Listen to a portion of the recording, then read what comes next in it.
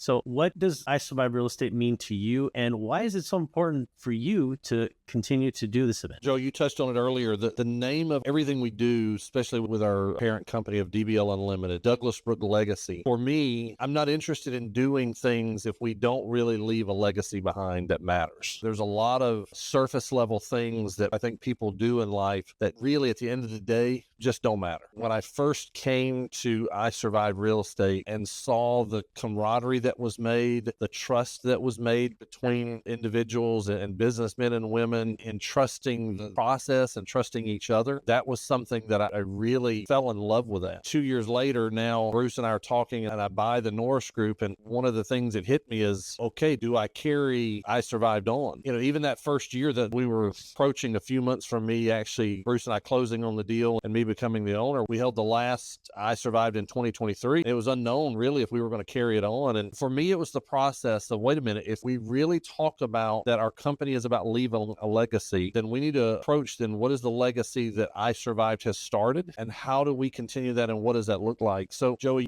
my stance on children and kids in this world, and my heart for that, my wife's heart for that. For me, it's a process to say we get to have one evening, as Bruce said, we get to dress up and look like we're going to the prom, and we get to have a great meal, have a good time. We get to learn from some of the brightest minds in the country. We get to be surrounded with other people that can encourage us when we've had a hard year or we're coming into a hard year. But at the same time, to be able to, we are blessed in a country and an industry where we can make as much money as we want to be able to make, but to turn around and then do something with that actually matters. Not that this doesn't pad our pocketbook, that doesn't line the pocketbooks of others, but do something for kids that actually matters. That's what this means to me. Joe, you've heard me talk about it. I'm unashamed. I want us to raise as much money as we can, not so that we have a great evening, but so that we can do as much as we can do for kids. I will unashamedly raise sponsorships and push for that so that we can do as much as we can do for kids. I love that process. I love getting to be around people. I love getting to talk what we do. We talked about pivoting last year. That was one of the big things that we've been talking about for a few years. Bruce, you and I have been talking about that for 3 years now, prepping to pivot as things were coming. And all of a sudden it turns out, unbeknownst to me, that that's part of what everybody was preaching from the stage, talking about things that matter and helping. Great. It's phenomenal. But at the end of the night, to know that we've raised more money to help children that actually need help, I'll do that over and over and over again to know that that's the end result.